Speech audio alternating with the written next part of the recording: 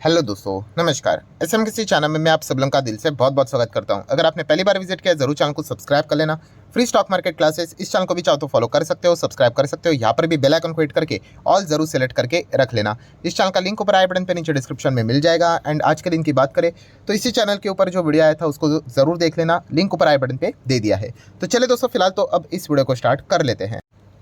सो ठीक है दोस्तों, अभी हम लोग आ चुके हैं बिल्कुल हमारे नॉर्मल स्क्रीन के ऊपर। एंड दोस्तों यहाँ पे हम लोग बात करने वाले हैं एक बहुत ही शानदार कमाल की खबर के बारे में। बट ऑब्वियसली खबर ऑफिशियली है या अनऑफिशियली है ये तो चीज़ें जाननी पड़ेगी कि नहीं। ठीक है, तो एक एक चीज़ को हम लोग अच्छी तरीके से कवर करेंगे। क्या ये खबर अभी आने वाली है, कितने टाइम के बाद आएगी, एग्जैक्टली आएगी या नहीं आएगी, पॉसिबिलिटी, सारी चीज़ों को कवर करेंगे। तो चलिए, तो दोस्तों आप सभी लोगों को पता ही है बजट की अगर हम लोग यहाँ पे बात करें तो साल में एक बार बजट तो देखने को मिल जाता है। और बजट का टाइम क्या होता है आपको पता ही है, फेब मंथ में हम लोग को बजट देखने को मिल जाता है। सो बजट की अगर हम लोग बात करें तो उसमें हम लोग को एक और इम्पोर्टेंट कंपोनेंट भी देखने को मिल जाता है। कौन सा? Rail budget. हाँ, पहले रेल बजट अलग से हुआ करता था, बाद में वो क्लब कर दिया गया यूनियन बजट के साथ ही इसका भी अनाउंसमेंट हम लोग को देखने को मिल जाता है। सो दोस्तों, रेल बजट की अगर हम लोग बात करें तो हाल ही में मतलब हर साल में एक ही बार रहता है। तो अभी जो फेब यहाँ पे रहेगा तो तभी भी हम लोग को इस प्रकार के बजट्स देखने को मिल जाते हैं। हाँ, अभी ये इलेक्शन वाला टाइम है, बट बताने का मकसद क्या है दोस्तों, अभी जो रिसेंट बजट हम लोग को देखने को मिला था वहाँ पे इंडियन रेलवे के लिए कितना अलोकेशन दिया गया था। तो आप अलोकेशन की बात करें, नियर बाय 2.5 लाख करोड़ दिया गया था। 2.5 lakh crore. Obviously capital allocation की हम लोग बात कर रहे हैं। प्रीवियस के हिसाब से 6% के आसपास जंप हम लोग को देखने को यहाँ पे मिली थी। मतलब क्या होता है कि जितना आप पैसा यहाँ पे दोगे रेलवे के लिए उतना ही तो वो रेलवे का बिजनेस बेटर होते चला जाएगा। सो भविष्य में अगर आप रेलवे सेक्टर्स को ज़्यादा प्रेफरेंस देना चाहते हो तो आपका फोकस हमेशा बजट के ऊपर तो सबसे ज़्यादा रहना चाहिए कि सरकार रेलवे सेक्टर के लिए कितना बजट अलोकेट कर रहा है करके। कल अगर यही 2.5 लाख का 1.5 लाख कर दिया तो शेयर्स गिर जाएंगे, वो बोलेंगे क्या मिलेगा फिर हम लोगों को। बट यही 2.5 लाख का अगर कल बढ़ाकर थोड़ा सा 2.25 लाख कर दे, क्या पता 3 लाख कर दे, 3 लाख करोड़ ऑब्वियसली, तो मत इससे क्या होगा कि हाँ, रेलवे कंपनीज को ज़्यादा से ज़्यादा प्रोजेक्ट्स मिलने के चांसेस इससे बढ़ जाते हैं। ठीक है, तो ये चीज़ें हम लोग को देखने को मिलती है। मतलब बेसिकली क्या समझ में आता है कि सरकारी ये सेक्टर है, सरकारी पूरा रेलवे अभी तक तो फिलहाल अगर मैं हम लोग बात करें तो इसका प्राइवेटाइजेशन बड़े स्तर के ऊपर होते हुए देखने को नहीं मिला है। छोटी मोटी गाड़ियाँ भागती है प्राइवेटाइजेशन की बात करें तो, बट पूरा अगर मैक्सिमम सेक्टर आज भी सरकार के ही कंट्रोल में है। तो सरकार क्या करती है, क्या प्लान कर रही है, क्या कर सकती है, इसके ऊपर भी हम लोगों का फोकस रहना चाहिए एंड खुद का एस्टिमेशन भी रहना चाहिए। तो दोस्तों ऐसी एक ज़बरदस्त खबर फिलहाल तो सामने आ रही है, बट यस, रिपोर्ट के जरिए खबर हम लोग को देखने को यहाँ पे मिल रही है। रिपोर्ट मतलब ऑफिशियल तो नहीं है, अनऑफिशियल। एंड मार्केट में तो आपको पता ही है दोस्तों 90% खबर तो रिपोर्ट के जरिए आते हैं, क्योंकि खबर आने के बाद, दुनिया को पता चलने के बाद तो स्टॉक्स ऑलरेडी भाग चुके होते हैं। एंड वैसे तो हम लोग कोई ट्रेडर्स तो है नहीं, बट फिर भी जो भी खबरें जितनी हो सके जल्द से जल्द सामने आती है वो मैं आपके सामने जितना हो सके जल्दी से जल्दी पेश करने की कोशिश करता हूं। तो आप भी इन चीज़ों को अच्छी तरीके से स्टडी कीजिए एंड उसके बाद आपको जो लगता है आप डिसीजन अपना ले सकते हो। सो रिपोर्ट के जरिए कौन सी खबर सामने आ रही है? बहुत ही पॉजिटिव खबर यहाँ पे सामने आ रही है, जो कि मैं आपके सामने रखना चाहूँगा कि रेलवे की बात करें। देखिए शब्द के ऊपर ध्यान दीजिए, प्रपोज मतलब प्लान कर रहे हैं, ऐसा बोला जा रहा है कि रेलवे प्लान कर रहा है 4 लाख करोड़ का मेगा प्लान। अभी 4 लाख करोड़ किस चीज़ के लिए ये खर्च, मतलब इतना बड़ा मतलब चीज़ यहाँ पे करने वाले हैं, किस चीज़ के लिए? तो मल्टी ट्रैक 7 बिजिएस्ट कॉरिडोर, इसके लिए 4 लाख करोड़ का वो खर्चा करने वाले हैं। ठीक है, आप खर्चा भी बोल सकते हैं या फिर भविष्य के लिए इन्वेस्टमेंट, बट ये इतना बड़ा प्लान लेकर यहाँ पे चल रही, कितना? 4 लाख करोड़। और जिस प्रकार से सरकार का रुख हम लोग को देखने को मिल रहा है, ये मैक्सिमम जो पैसा रहेगा, ये 4 लाख करोड़ के जो कॉन्ट्रैक्ट्स रहेंगे, मैक्सिमम 90+% वो हमारे भारतीय कंपनीज को ही मिलने वाले हैं।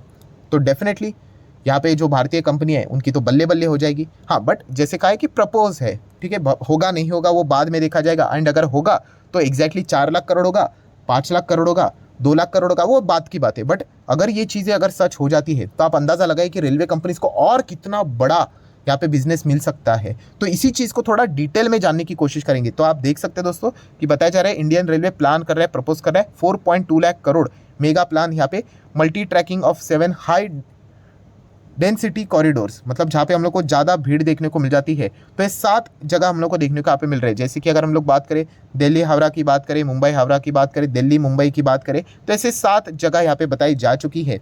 एंड यहाँ पे फिलहाल तो क्या रहता है, बहुत ज़्यादा भीड़ रहती है ना, तो उस भीड़ को अलग करने के लिए आपको मल्टीपल ट्रैक्स की अवेलेबिलिटी चाहिए, तो उसी का प्लानिंग यहाँ पे वो कर रहे हैं। तो इससे क्या हो जाएगा, आप देख सकते हो कि ये करने से फास्टर पैसेंजर ट्रेन भी हम लोग को देखने को मिल जाएगी and quicker movement of freight भी हम लोग को देखने को मिल जाएगा। मतलब बहुत ही सिंपल है कि रेलवे की अगर हम लोग बात करें, ठीक है, इस पर जो गाड़ियाँ दौड़ती है तो इस पर पैसेंजर गाड़ियाँ भी दौड़ती है, मतलब आम जनता भी सफ़र करती है यहाँ पे, एक स्टेट से दूसरे स्टेट, एक सिटी से दूसरा सिटी, तो ये चलता रहता है। एंड उसी के साथ साथ इधर हम लोग को मालगाड़ियाँ भी देखने को मिल जाती है जहाँ पे सामान इधर से उधर लेकर जाते हैं। बट इसमें प्रॉब्लम क्या होता है, जैसे मैंने आप लोगों को कहा कि इस चीज़ का डिमांड बढ़ते जा रहा है, लोग ज़्यादा से ज़्यादा रेलवे से जाना चाहते हैं। ठीक है, पहले मान लीजिए कि ए पॉइंट से लेकर बी पॉइंट गाड़ी यहाँ पे जाती थी, एक ही गाड़ी होती थी। अभी बहुत सारा डिमांड आ चुका है, अभी 10 गाड़ियाँ ऐसे डिमांड आ चुके हैं कि फुल हो जाती है। अरे बट एक ही ट्रैक रहेगा तो गाड़ी जाएगी आएगी कैसे होगा, तो हाँ बहुत ही ज़्यादा लेट यहाँ पे होगा, एक गाड़ी जाएगी फिर धीमे दूसरी आएगी, तो इसमें कितना टाइम वेस्ट यहाँ पे हो जाता है। तो इसका सोल्यूशन क्या है दोस्तों, तो इसका सोल्यूशन जैसे आप लोगों को यहाँ पे बताया कि मल्टीपल रूट्स आपको यहाँ पे करने पड़ेंगे, जैसे कि डबलिंग करना पड़ेगा। ठीक है, एक रूट है तो उसके साइड में एक और रूट डालना पड़ेगा, उसी के साथ साथ आपको एक और तीसरा लाइन या फिर चौथी लाइन भी डालनी पड़ेगी। मतलब मल्टीपल ऐसे रूट्स अगर आ जाएंगे तो आप अंदाज़ा लगाइए कितना फास्ट यहाँ पे चलेगा। वरना आप लोगों को पता भी होगा कि ऐसे बहुत सारे हमारे देश में ऐसे रेलवे के लाइन से सिंगल लाइन देखने को मिल जाते हैं। तो सिंगल लाइन में आपको पता ही है रेलवे यहाँ से भी आती है, यहाँ से भी आते हैं, और बीच में क्या करना पड़ता है, जैसे ऐसे साइड में रेलवे को रुकाना पड़ता है, तो यहाँ से गाड़ी चली जाएगी, फिर उसके बाद इसको वापस ट्रैक में निकालना पड़ता है। कितना टाइम कंज्यूम हो जाता है इसमें। तो इसमें अगर हम लोगों को फास्ट चीज़ों को अगर आगे बढ़ाना है तो क्या करना पड़ेगा, यस अलग अलग पटरियाँ। आप जस्ट इमेजिन करके देख लीजिए कि एक सिंगल पटरिया है जहाँ से सीधा ट्रेन चली जाएगी, फिर दूसरी पटरी है जहाँ पे सिर्फ ट्रेन आती रहेगी, फिर और एक पटरी, फिर और एक पटरी, कितना फास्ट ये काम करेगा। ठीक है, अब बहुत सारे लोग बोलेंगे तो पहले क्यों नहीं किया, अरे पैसा भी तो चाहिए हर चीज़ करने के लिए। ठीक है, हर किसी को ये इस प्रकार की लग्जरी चीज़ें चाहिए, लग्जरी मतलब ऐसी चीज़ें करनी होती, बट बजट भी तो रहना चाहिए। तो ये चीज़ हम लोग को देखने को यहाँ पे मिल रही है। तो टैक्स भी सरकार का बढ़ रहा है, तो इस चीज़ के चलते वो अलग अलग प्रोजेक्ट्स भी यहाँ पे प्लान कर सकते हैं। तो दोस्तों आप देख सकते हो क्या लिखा है, देखिए इन प्रपोजल, ऐसा वो कर सकते हैं। Union cabinet railway ministry plan यहाँ पे कर रहे हैं ऐसा प्रोग्राम कि आने वाले नेक्स्ट 10 साल, बाप रे बाप, ये देखिए ये वाली जो खबरें ऐसा सुनते हैं ना, तो जो एकदम फास्ट क्विक रिटर्न्स वाले जो होते हैं ना वो नाराज़ हो जाते हैं। अरे 10 साल की बात कर रहे हैं, ऐसा मजाक थोड़ी है कि कल जाके सारी चीज़ें होगी, 10 साल लगेगा। तो उन्होंने कहा है कि 2024-25 अभी ये स्टार्ट होगा, तब से लेके 2034 तक, 34 तक, मतलब इतना यहाँ पे लंबा पारी यहाँ पे रुकना पड़ेगा, तब जाके ये इस प्रकार का जो प्लान यहाँ पे लेकर चल रहे हैं उसको टैकल कर पाएंगे। मतलब क्या है, डिमांड बढ़ रहा है, डिमांड से ट्रैफिक बढ़ रहा है, और इसका सॉल्यूशन नहीं निकल रहा है। तो सॉल्यूशन निकालने के लिए इसको आपको क्या करना पड़ेगा, अलग अलग यहाँ पे लाइंस डेवलप यहाँ पे करने पड़ेंगे। इसका फिलहाल तो वो प्लानिंग यहाँ पे कर रहे हैं। उसमें अगर देखा गया फिर बाद में अलग अलग गाड़ी आएंगी। वंदे भारत की बात करें, उसमें आपको स्लीपर फैसिलिटी चाहिए, 220 की स्पीड से भागने वाली चाहिए। ठीक है, अगर सिंगल लाइन होती है तो उसमें भी आपको स्पीड का रेस्ट्रिक्शन रखना पड़ता है। अगर डबलिंग हो जाता है, ट्रिपल लाइन, 4 लाइन आ जाते हैं, तो आप और भी स्पीड यहाँ पे बढ़ा सकते हो। तो ये सब कुछ यहाँ पे फिलहाल तो प्लान चल रहा है। आप देख सकते हैं, देखिए इस मैप में यहाँ पे बताया है 7 की हम लोग को यहाँ पे जगह से इस प्रकार से गाड़ियाँ रूट्स देखिए इनके जाते हुए देखने को यहाँ पे मिलने वाले हैं, और ये बहुत ही ज़्यादा बिजी रूट्स है। तो डिमांड भी यहाँ पे बढ़ते हुए देखने को मिले। तो डिमांड बढ़ रहा है तो वही सप्लाई प्रोवाइड करो, वरना आपका बिजनेस नहीं होगा। तो ये चीज़ें फिलहाल तो देखने को यहाँ पे मिल रही है। तो दोस्तों मुझे ऐसा लगता है कि इतना आर्टिकल काफ़ी आप लोगों को समझने के लिए। हाँ, ये पॉइंट याद रखना भाई, ये जितनी भी चीज़ें थी सोर्सेज के जरिए थी, इसमें कुछ चीज़ें प्लस माइनस भी यहाँ पे हो सकती है। बट इतना तो मैं कह सकता हूँ दोस्तों कि भविष्य में आने वाले 5, 10, 15, 20, 30 साल, ठीक है, हमारी जो ग्रोथ है देश की वो तो यहाँ पे बढ़ने ही वाली है। ठीक है, तो इस हिसाब से अगर देखा गया, अगर ये चीज़ें सच साबित हो जाती है तो आपको बताइए रेलवे स्टॉक्स इस चीज़ के चलते वापस उनको कॉन्ट्रैक्ट्स यहाँ पे मिलेंगे, कॉन्ट्रैक्ट्स मिलेंगे, रेवेन्यू बढ़ेगा, रेवेन्यू बढ़ेगा तो प्रॉफिट बढ़ेगा, प्रॉफिट बढ़ेगा तो ईपीएस अर्निंग्स बढ़ेंगे, ग्रोथ बढ़ेगी तो ऑटोमेटिकली शेयर प्राइस भी बढ़ेगा। तो यही चीज़ें यहाँ पे चल रही है। तो कौन कौन कंपनीज ऐसी है जिनको इसका फ़ायदा मिल सकता है, तो आपको पता ही है कि पहले आपको रूट्स डालने पड़ेंगे, रूट्स के साथ साथ इलेक्ट्रिफिकेशन करना पड़ेगा, टनल्स बनानी पड़ेंगे, ब्रिज बनाने पड़ेंगे, सारी चीज़ें यहाँ पे करनी पड़ेगी, तब जाके फ़ायदा मिलेगा। तो ऑब्वियसली कुछ स्टॉक में आपको स्टडी करने के लिए देना चाहूँगा। डिस्क्लेमर साफ है, कोई रिकमेंडेशन नहीं, खरीदना है बेचना है जो चाहे वो आप अपनी मर्जी के हिसाब से कर सकते हो। तो दोस्तों आरवीएनएल ये जो कंपनी है कमाल का परफॉर्मेंस दे रही है, ऑलरेडी यहाँ पे भाग चुका है। ठीक है, ये कोई लिमिटेशन नहीं होता है कि कंपनी इतना भागा मतलब रुक गया करके, लगातार इनको ऑर्डर मिलते रहेंगे। बिजनेस बनता रहेगा तो कंपनियां अच्छा करती रहेगी। तो आरवीएनएल को इसका अच्छा खासा फायदा मिलेगा, क्योंकि आरवीएनएल के आप बिजनेस मॉडल पढ़ोगे तो उन्होंने बताया कि रेल इंफ्रास्ट्रक्चर प्रोजेक्ट ये हैंडल करते हैं। जैसे कि वही लाइन की अगर हम लोग डबलिंग की बात करें, नए लाइन्स डालने की बात करें, पहले तो हम लोग पता है दिन का 5 किलोमीटर की लाइन सेटअप करते थे, अभी ये 15 किलोमीटर तक जा चुकी है। धीमे धीमे करके और स्पीड बढ़ाएंगे तो नेटवर्किंग और स्ट्रांग होते हुए देखने को मिलेगा। प्लस उसी के साथ साथ मेजर ब्रिज डेवलप करने का भी काम रहता है। तो ये सारी चीज़ें यहाँ पे क्या करती है, आरवीएनएल सेटअप यहाँ पे करती है। चाहो तो इसको स्टडी कर सकते हो, सरकारी कंपनी है। इरकॉन इंटरनेशनल ये भी सरकारी कंपनी है, आप चाहो तो इसको भी स्टडी कर सकते हो। ये सारे कंपनीज ने कमाल के परफॉर्मेंस यहाँ पे दिए हैं, और अगर ये खबर सच हो जाती है तो डेफिनेटली इन्हीं कंपनीज को और भी अच्छा बेनिफिट यहाँ पे मिल सकता है। इरकॉन इंटरनेशनल ने तो नाम की तरह इंटरनेशनली भी बहुत सारे प्रोजेक्ट्स को हैंडल यहाँ पे किया है। ठीक है, तो मिडल ईस्ट का वो कॉरिडोर वाला प्रोजेक्ट होगा नहीं होगा, वो इजराइल, सऊदी अरेबिया, तो उनके जो रिश्ते अच्छे होंगे खराब होंगे वो तो बात की बात है। बट हमारे खुद के भारत देश में ही अगर हम लोग बात करें, अरे बहुत बड़ा बिजनेस होना यहाँ पे बाकी है, बहुत कुछ होना बाकी है, बहुत कुछ मतलब बहुत कुछ। इसलिए तो दुनिया भर के इन्वेस्टर यहाँ पे आने के लिए लड़ झगड़ रहे हैं। ठीक है, तो ये चीज़ें हम लोग को देखने को यहाँ पे मिल रही है। बट इसमें क्या हो जाता है, 140 का 130 हो गया तो आधे लोग मुंह लटका देते हैं, बोलते हैं ये क्या है, अरे ये शेयर मार्केट है, 130 का 100 भी हो सकता है, उसमें कौन सी बड़ी बात है। ठीक है, यही आरवीएनएल जो अभी हम लोग देख रहे थे, ठीक है, शुरुआत 20 रुपये से हुई थी, 20 का 10 हो गया था, मतलब 50% क्रैश।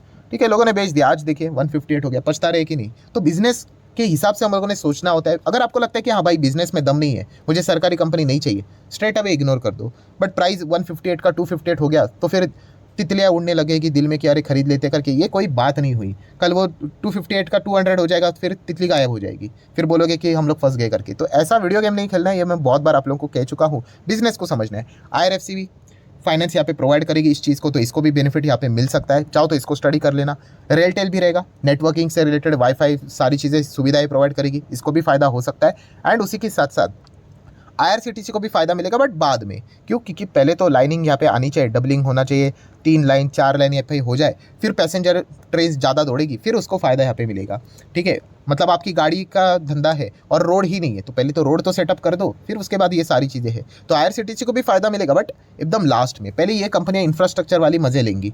ठीक है, तो इन कंपनीज को आप स्टडी कर सकते हो। अगर फ्रेट की यहाँ पे बात की जा रही है, मतलब मालगाड़ी इधर उधर जो जाते हैं, तो उस हिसाब से आप कंटेनर कॉर्पोरेशन ऑफ इंडिया, इसको भी चाहो तो स्टडी कर सकते हो। ये भी मिनिस्ट्री ऑफ रेलवे के ही अंडर आता है। ठीक है, कोई रिकमेंडेशन में अगेन कहना चाहूँगा, ये सिर्फ स्टडी करने के लिए मैं आपको स्टॉक्स बता रहा हूँ जो कि रेलवे के चलते इनको बेनिफिट मिल सकता है, इस प्रकार के प्रोजेक्ट के चलते। और भी रेलवे के बहुत सारे कंपनीज हैं, उनको भी आप चाहो तो स्टडी कर सकते हो। बट बताने का ओवरऑल कंक्लूजन क्या है?